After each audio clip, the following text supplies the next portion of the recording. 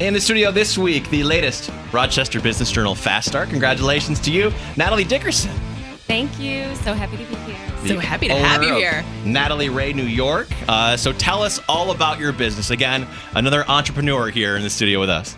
Yeah, so Natalie Rae, New York repurposes Hill Tribe garments into statement accessories. So tote bags, travel bags, backpacks, and some home decor items, so pillows, table runners, placemats, that type of thing. I travel over to Vietnam. I work together with a group, Black Hmong Hill Tribe women. Oh my gosh. And finding different fabrics and garments and then repurposing them into the items that I had just mentioned. Oh my gosh. So it's really about empowering women, creating something meaningful and also sustainable. They're all organic products. It's a very organic way of living. So using organic products, upcycling, and then just keeping alive these ancient techniques and cultures. Now, okay, that is a lot, and that is amazing. Yeah. Let's. a lot. How did we get here? Yeah, how in the world? I want to piece together the dots. Okay, so let's back up. I was living outside and working outside of the country, so I was already on that side of the world, and I was backpacking through Southeast Asia. Oh my gosh. For about 5 months. Cool. So cool. That was really cool. Very jealous. Yeah, right?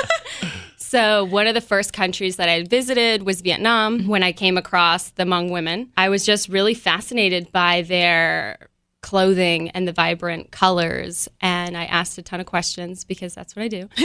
And I learned that they were handmade. And I was really impressed by the skill level and the hard work that goes into it. And I wanted to buy all the things, all of the fabrics, but obviously I couldn't do that.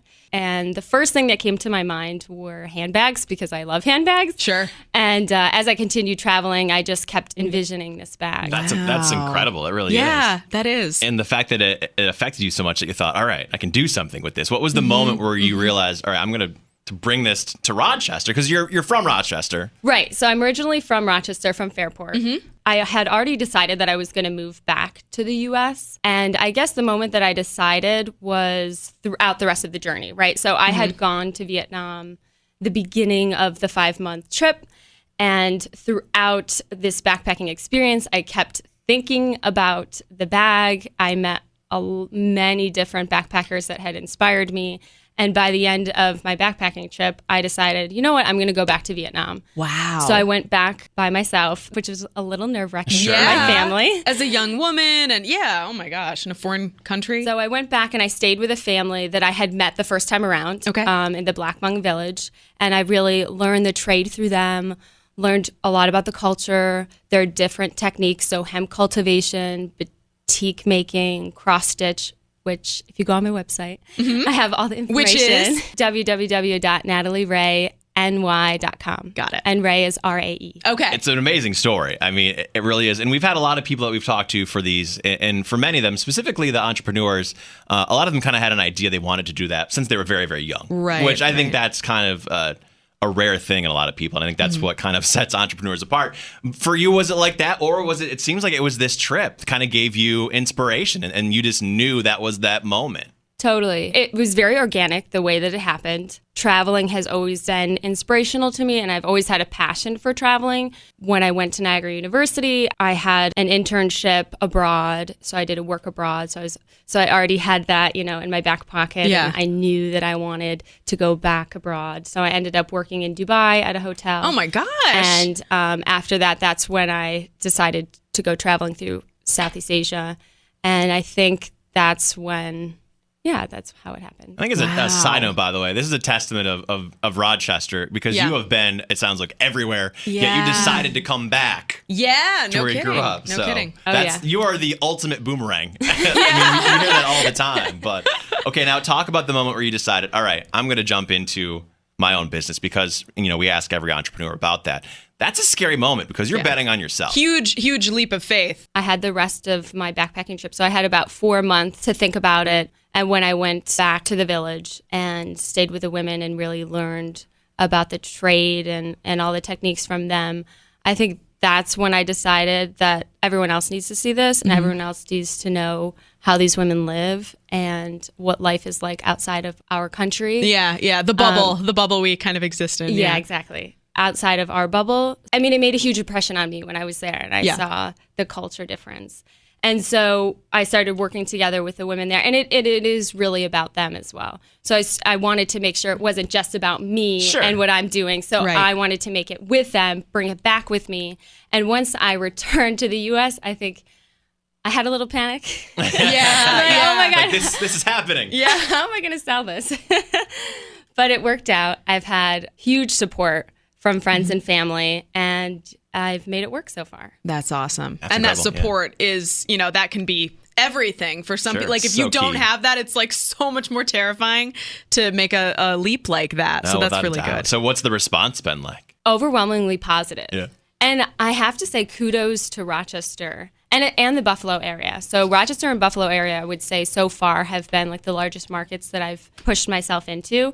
And a lot of people are interested, impressed. They want to know more. Yeah. Oh, it's a fascinating story. is. Yeah. Yeah, it's usually a long conversation. So I do a lot of pop-up shops or markets, which is perfect for the brand because there's so much information. Yeah.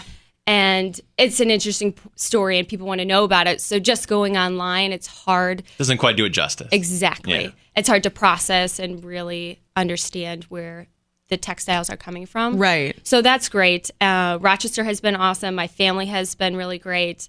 You really start to know who those friends are when you start a business. So it's been eye-opening. Yeah, because, I mean, again, I can only imagine the time investment. Yeah. They say a lot of people want to become entrepreneurs and open up their own businesses because they want to work for themselves. Right. And they say the average person spends 80 hours a week to not work 40 hours a week Wow. for somebody else. Yeah. Wow. Yeah, I believe that. How So do how you- many hours yeah. do you think you put in? Oh my God. A lot, yeah. A lot. Yeah. I But have does to- it it's feel your like life. does it feel like work if it's your own something that you've created yourself and it's truly your purpose? I mean, you're like this is what you're completely fulfilled by, I assume, and, No, and all definitely. of that. So it probably doesn't feel as much like work as say if you're going to something where you're clocking in and of out. course. And Exactly. I don't even know how many hours I work. Yeah. I work a lot. But it doesn't, like what you said, it doesn't feel like it because I enjoy what I do. Yeah. So it is hard to turn it off. So work-life balance is difficult because I don't feel like I'm working. Yeah. And then I'll have my sister, who I'm friends with, yeah. can you hang out with us this weekend? Can you take a break? Be normal for a little bit. Yeah, can you be normal for a second? But I've started to bring some friends with me to different networking events. Yeah. So that doesn't feel like I'm working all the time. You do a little So bit of there's- both. Yeah, exactly. You're not in a vacuum. You're like you have people with you and you can mix things a little bit, social and work. Right. So this year I had 5 weddings, which was a lot. I like to but- call that the season of poor, by the way. I think that's something we all go through where you Yes. have like, why do I have so many weddings? I can't afford to do literally anything else. Yeah. Exactly. But I was lucky in the sense where we had 5 weddings because I had these commitments that I had to keep. Oh. So I got to see a lot of friends throughout the year. So this year, I've decided that I'm planning ahead for different trips to see friends That's and awesome. make sure that I'm keeping that work-life balance Yeah. because day to day it's really difficult.